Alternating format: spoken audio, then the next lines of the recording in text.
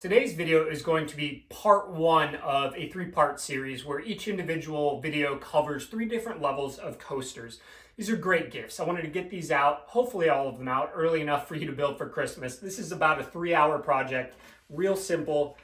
Make yourself 4 coasters, 6 coasters, however big you want this thing. All you need is a table saw and you will be able to have yourself a nice set of coasters that you can store and give as gifts. These are just going to be out of pine for this demonstration. I walk you through every step. So hopefully everything is covered here. And if you have any questions, let me know. For the first level of coaster, we're going super simple. Just going to need a piece of common board. I think this is an 8-inch or a 10-inch, whatever, and about 20 inches long. Depending upon how many of them you want to make, you may need more wood. You may not need this much. Now, for the basic coaster design here, we're going to go for roughly 4 inches by 4 inches in the end. That seemed to be a nice size for mugs when I looked at them. And then this style holder is going to be the arch with essentially a giant spline cut out in the middle that the coasters sit right down into. If you do not like this holder design or you want to mix and match, have at it. You can do these coasters with one of the other holders. Doesn't matter. Do what you want. Now, to do this, we're going to need the table saw, and then you would need the spline jig for this ideally. In the end, we're going to end up ripping a 4-inch strip. We are going to then do a little resawing because I think about a 1/2-inch coaster looks a little better than a full 3/4. And because we're not taking the planer on this one, we're going to just do a resaw, a little sanding. We're going to put a bevel on all 4 sides. You know, we'll figure out what degree it is. We'll play with that. Get a nice, just simple aesthetic, a little more than just kind of a square piece of wood. And then we will go on and build the holder. So we're going to head to the table saw now. We're going to get that 4-inch rip done from the start. It's going to help if you have a straight line rip jig or a jointer to put a nice straight edge on this. But because we're going super simple here, I'm not going to put one on there. I'm just going to use the side of the reference as my straight edge. So I'm going to rip a clean edge here. We'll see how it turns out. Keeping this one super simple. I also thought for a nice challenge, I'm going to use this crappy blade that SawStop sent with the saw. Yes, you buy this stupidly expensive saw and they give you a terrible blade.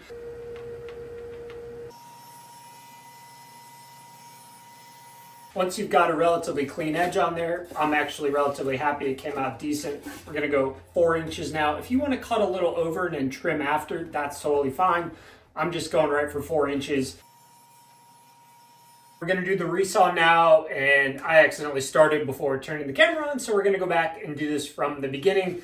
Going about a 1/2 inch, I'm going to go a little over so that I can sand some of the marks that'll be left afterwards. If you want to put an auxiliary fence on, go for it. We're only going to do this in maybe 3 passes, but we're going to do the flip method. So we're going to label one side and we're going to flip it around. That way that same side always stays against the blade and remains the same thickness. And that way we never have to have the blade too high. This is about 4 inches, so our end up height is going to be a little over 2 inches to get that final one down. Though if you want, you can go not that high and then hand saw it across, whatever you want to do there. If you have feather boards, this is a great opportunity to use them. These Craig ones, you can stack them and have it hold against there. If not, I often just grab a push block, guide with my hand until I'm, about there, and then just finish it through. It usually holds itself pretty stable. If you want to get some kind of push stick to hold from the side, that's fine as well too. Take this in multiple passes. It's easier on the saw. It's easier on you. The resistance isn't as much. The saw blade's not going to get as hot. I'll do this in probably 3 passes, so like 3/4 of an inch, a little under 1.5 inches, and then the final 2 1/8, 2 1/16 to cut it all the way through. I know this can be a bit intimidating to people who've never done this before, so take it slow. You don't have to rush through this. You can go in as many passes as you want.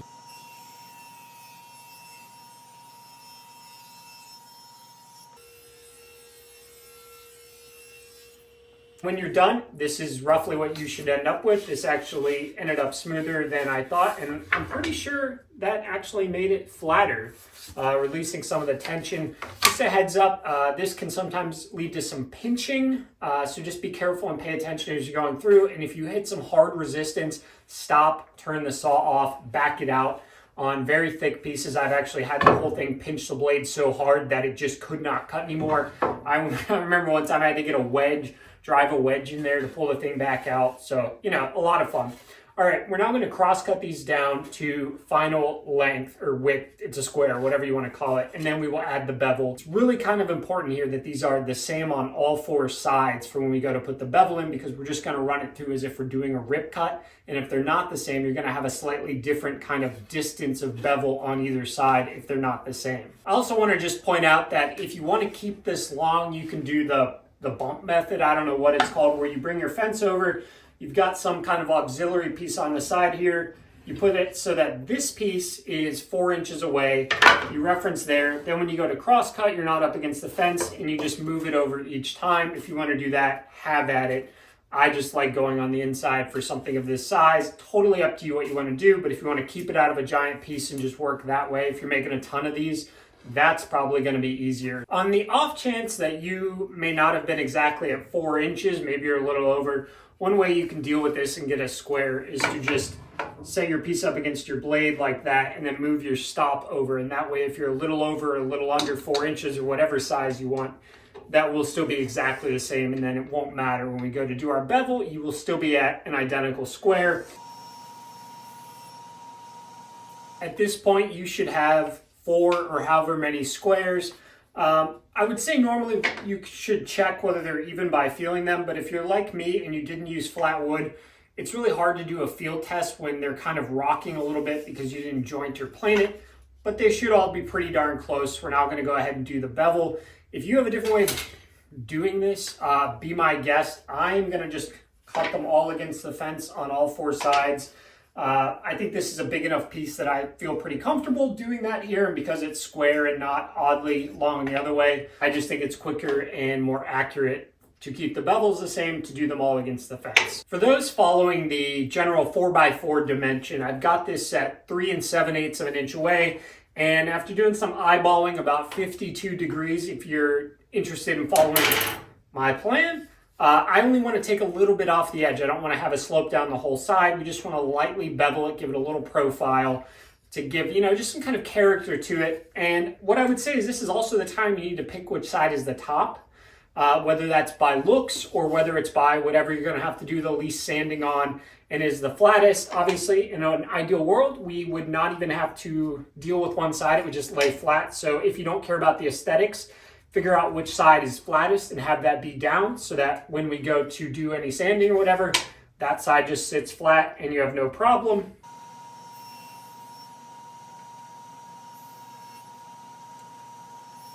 And this is the final result. Whether you consider that to be too much of an angle, you can go ahead and change that. If you want to take even less off, just move the fence further away and it will take even less off of this on here. I think that's pretty good. I'm happy with that design. Let's talk about the sanding and finishing. Now, I think the easiest way to do this, I keep a bunch of these 1/4 inch MDF with sheets of sandpaper glued to them, is especially for the initial kind of flattening, because we want the top to be relatively flat so that when we stick a mug down on it or a cup, it does not tip. Just rub it on there back and forth on a flat reference surface. You'll get there pretty quick. Then I'm going to do all the beveling and all of that by hand, just very lightly. You run into the danger if you use a random orbit sander of rounding this over pretty badly. So be very careful. If you've got like a belt sander that you can just press it down on, excellent. And then because I'm going to stain, if you used a nice hardwood, then you just need to put a finish.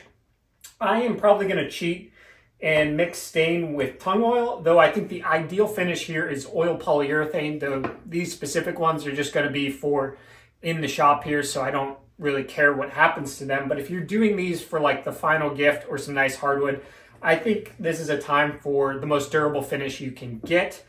Some people also like to put cork on the bottom in case any condensation runs down, but there's no holes in these, so I think we're okay there. So go up to probably 220 or 180, whatever stain, if you're going to use that, goes for, or your polyurethane, read the can specifically, and just finish these off. Again, make sure they're pretty darn flat before you do that so you don't have any worries later. And then we will get to the holder. The coasters are now done. They have that kind of rusticy pine look. I wish I'd put a higher amount of stain in the tung oil, but I was trying to cheat my way to get this done quicker. But they're fine. They look rusticy, whatever. The question now is about our stand. Now we're going to create a 45-degree stand with the world's biggest spline in the middle, at which point these will all sit in like so. Very simple, very easy to pull out. Now these are at about a 1/2 inch each, right? So 2 inches. I'm gonna go with about 2 1/8 of an inch for the spline in the middle, just a little wiggle room so we can get them in and out relatively easily. Then I'm gonna go about 1 1/4 inches on either side. So we're gonna be looking at about 4 5/8. Yes, 4 5/8. I did the math ahead of time for our total rip. So the first thing we're gonna do is we're gonna rip this down to 4 5/8. And then we've got the question of, do we want continuous grain or do we not care? If you want continuous grain, meaning that the board will run up and over like that, then we have to make 2 45-degree cuts so that we can then fold them like that. If you do not care, you can make one and just flip the other piece around and it will work like that. I like continuous grain. You're at this point, you might as well do it. It's just one more cut. So we'll do the rip, the 45s, and then we'll cross cut to length. And you can either add another 45 so that it sits kind of like on a 45-degree angle at the bottom, or you could just leave it flat and it just kind of balances on the edge. I don't think it really matters that much. Do whatever you want. If you want to add the extra 45s, that's fine. If you don't, then don't. This doesn't need to hold a lot of weight. We're going to add a few small splines as well, but this is just kind of to hold them in an area while we take them in and out. After ripping this to 4 5/8, I identified a bit of a problem. That's real bad. But the other side is not terrible, and it's because there's gigantic snipe in this, thank you, Home Depot. So while I would like this to be thinner anyways, I'm going to definitely now thin this out. So I'm going to go ahead and resaw this. I'm going to go a little over a 1/2 inch. I think maybe 5/8 of an inch will look pretty good with 1/2 inch coasters. You don't have to do this. You can keep it at 3/4 if yours is flat enough. There's just no way I'm going to be able to make clean 45s with this giant snipe gouge. Not the cleanest resaw ever, but we're going to live with it.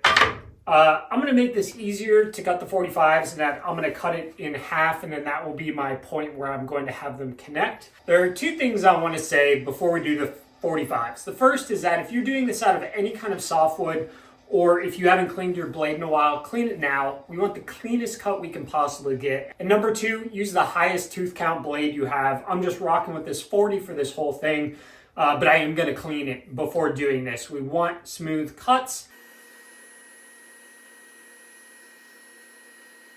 With our 45-degree angle cut, at least the initial one, I'm gonna do 2 more 45-degree angles. If you want, you can let it stand on the edge. Doesn't really matter. We need to determine, well, how tall is it gonna be? I'm looking at maybe a little over 1/3 of this coaster I want sitting in there. I don't want it to rock, but I don't need it all the way in there.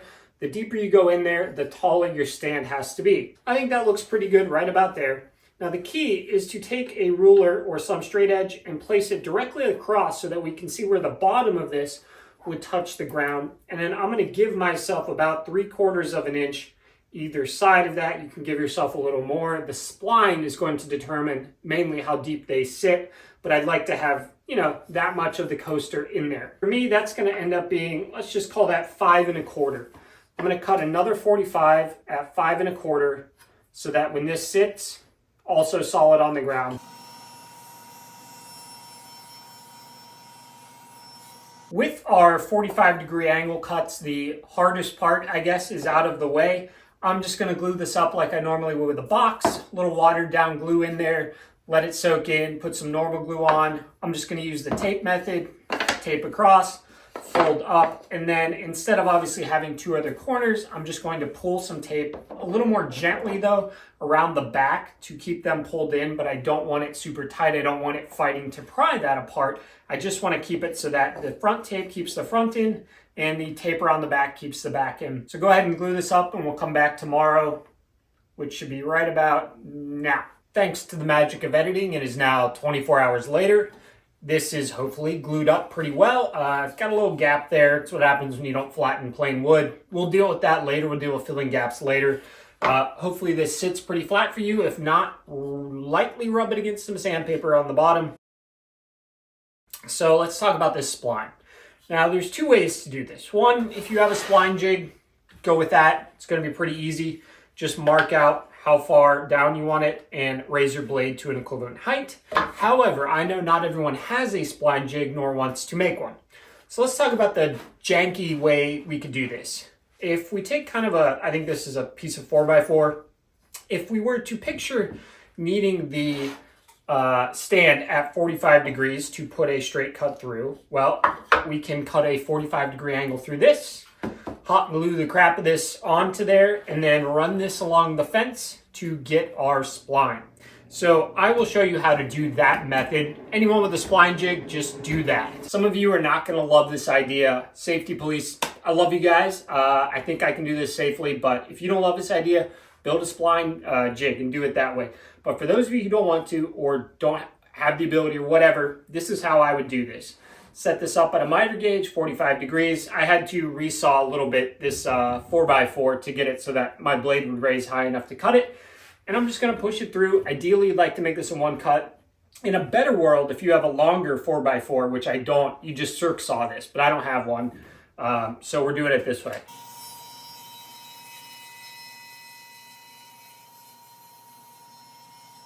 That went way smoother than I thought. Got a nice 45 there. And now I can hot glue this thing down and run it through the table saw up against the fence to cut the giant spline. Again, if you have something longer, a circ saw is going to be a safer method, though this may be more accurate. Absolutely love this thing, highly recommend it. I wanted to though just touch on real quick how deep you're going to want to do this. So we'll get in close here and look at the depth of cut. I'm thinking I want mine something like that, right? So I have plenty of room to grab up above, because remember, this will come all the way up as well.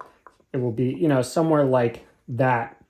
So I'm going to go and I'm going to, you know, we can make this deeper if we want, but we can't go any less deep. So I'm going to start at about that much under, call it 1 1/4 inches. So I'm going to need to cut such that my blade matches up with a line about here and here.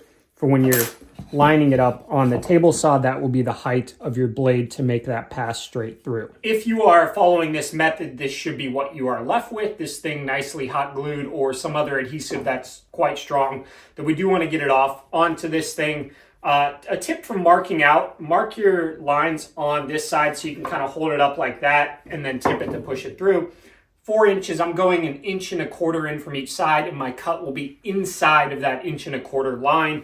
Clear out the middle. Your blade height will be equal to whatever you determined before for the depth. And then while we're here, we might as well just cut the other 2 splines. I'm going to just do one on either side of the big spline, exactly halfway through, so about 5/8 of an inch. I'm just going to dead center 5/8 of an inch. Obviously, you don't want to do where you don't have to do the same full depth. I would recommend just, you know, maybe 1 inch or 3/4 of an inch, just a little splines. For a decorative look, plus a little more strength since we're removing a lot of this glue surface here. So just line it up with your markings on here, run it through. I like taking this in one pass at full height. It leaves a cleaner cut. You can take it in multiple if you want.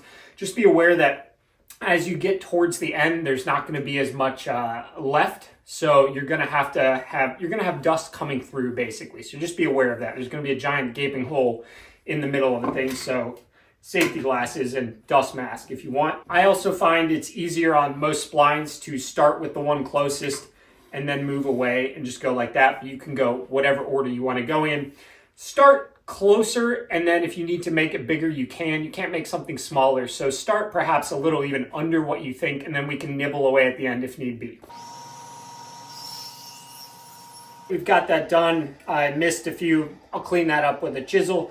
I'm going to go ahead and cut the 2 little splines now. I'm only, like I said, going to go 3/4 of an inch to 1 inch up, and that will mean it goes out, you know, 1/2 inch or so either side. It's pretty much up to you how deep you want to go with that, and that will increase the length of how far the spline is on either side. And you can see the reason we start with a 4x4. It's so that we still have reference surface over on this side as well as this side as we remove all of this middle stuff, though it does act as a really nice zero clearance essentially on the back side. So go ahead, just cut your little splines. And I do advise doing these, though I know some people for aesthetics may not want to, but I just think for any strength, even though we're not going to be working with a ton, this is a good idea. We're going to have to be careful when we put them in there. We're not going to be able to just whack them in incredibly hard, but I think this is going to help at least a little bit with the strength of this. Splines are pretty basic. We just need a piece of wood that fits in the kerf. You can use a contrasting wood, a matching wood, whatever you want to do. We want to put them in this way, not this way, just for strength. You can either cut these on your table saw or take a thin piece and hand plane it down to fit. Doesn't really matter. I'm gonna plane, I think this is just some oak, I don't think this is ash, and stick them in there. This is getting stained anyways, so it doesn't really matter. And I think before cleaning out any of this, which is gonna take some pressure, we're gonna be applying some pressure to it with a chisel. I wanna get these in there, I wanna get it glued, and preferably I'd like to get at least an hour of drying time in there just to get that strength kind of going. Once it's been at least an hour, we can go ahead and trim these. It's better if you leave it overnight, but if not, you want to get it done. I want to get it done. I've got a Blue Jacket game to go watch. So I'm going to just trim these now. Anytime you're working on this, I suggest clamping it up against an edge like so. That way you have a solid surface, because obviously there is a bit of a fragility to this. Now, I'm going to flush trim saw it. You can take this to the bandsaw, but be careful. It can tear these right out and break them. I suggest when flush trimming, going halfway, flipping it over, and finishing the other cut halfway. If you go all the way through, you can sometimes chip out the very end of these. If you do it, then you have to round over everything to cover it up. It's not great. After you do this, then clean out this kind of middle part, get that all cleaned out. Then we will go and sand, at which point then any gap in your miter you can fill in. I can tell, I saw this little sliver, and I can tell there's a slight little gap at the end. But overall, not too bad. You know, you don't use flat wood, you're going to get some gaps. And we'll go ahead and sand it, stain it, and we're done. Hopefully at this point you have completed this, everything's sanded, and if you're using a hardwood, just go ahead and apply an oil finish. You can apply whatever you want. There's no real kind of water contact that should come into contact with this, so there's nothing really to worry about there.